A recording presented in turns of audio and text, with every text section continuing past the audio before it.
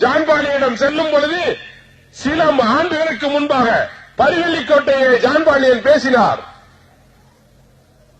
அப்பொழுது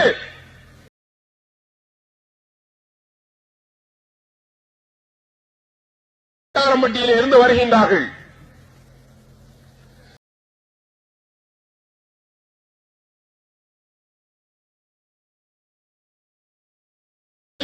மணியாட்சியிலே படுகொலை செய்யப்பட்டு சேவியர் என்ற சகோதரன் இறக்கின்றான். ஒரு சகோதரன் இறக்கின்றான், 2 பேர் சாக கிடைக்கின்றார்கள். சீரியஸான நிலை. அந்த இரவோடு இரவாக நான் ஜான்பாலியிடம் செல்கின்றேன். மறுநாள் காலையிலே பண்டாரம்பட்டிக்கு போவோம் வாருங்கள் என்று அழைத்து செல்லும் பொழுது இதே ஜான்பாலியிடம் காரில் செல்லும் பொழுது சொன்னேன், அண்ணே ஒரு 10,000 ரூபாய் இந்த சமுதாயத்து சொந்தக்காரன் சேவியருடைய குடும்பத்திற்கு நீங்கள் வழங்க வேண்டும் என்று சொல்லும் பொழுது ஜான்பாலியன் சொன்னார், என்னிடம் எங்கே இருக்கின்றது என்று சொன்னார். அப்பொழுது நான் சொன்னேன், என்னுடைய சமுதாயத்து சொந்தக்காரர்களே சிறிது சிந்தித்து பார்க்க வேண்டும். உங்களுடைய மைனர் செயினிலே ஒரு கண்ணியை வெட்டித்தாருங்கள், அது 5000 ரூபாய்க்கு போகும்.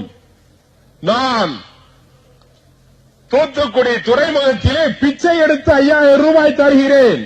நீங்கள் 10,000 ரூபாயை இந்த சமுதாயத்து சொந்தக்காரனுக்கு வழங்குகிறீர்கள் என்று சொன்னால் 1000 சொந்தக்காரன் உங்களுக்காக சாக வருவார் என்று சொன்னேன். அப்பொழுது சொன்னார், இப்படி ஒவ்வொருவனாக சாவுதான் நான் 10,000 ரூபாய் கொடுக்க முடியுமா என்று சொல்லும் பொழுதுதான் அங்கேதான் பிரச்சனை உருவாகின்றது.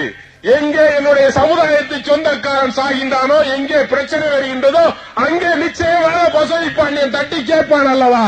அப்பொழுது கேட்டேன், நீங்கள் ஒருவருக்காக இந்த நிலை சொல்லுகின்றீர்களே, நாளை பசுதி பாண்டியனுக்கும் அந்த நிலைதானே? பசுதி பாண்டியன் நாளைக்கு ஜான்பாலியன் என்று வாழ்க என்று சொல்லும் பொழுது என்னுடைய நிலையும் அதுதானே. என்னுடைய கூட பிறந்த 4 சகோதரிகள் இருக்கின்றார்கள். என்னுடைய குமர்களை உன்னால் காப்பாற்ற முடியுமா? அன்றும் இதே பசுதி பாண்டியன் போல ஒருவன் வந்து, அண்ணே உங்களுக்காக உயிர்விட்டானே பசுதி பாண்டியன் குடும்பம் இன்று தெருவிலே நிற்கின்றது என்று சொல்லும் பொழுது இதே வார்த்தை தான் வரும். அதனால் இன்று முதல் ஒதுங்கிக் கொள்வோம். என்னுடைய சமுதாயத்தை சொந்தக்காரர்களை என்னுடைய உயிர் உள்ளவரை நான் காப்பாற்றுவேன் என்று சொல்லி வெளியே வந்தவன் பசுதி பாண்டியன் என்பதை மறந்துவிடக் கூடாது.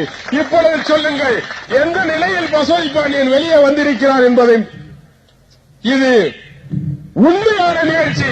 பொது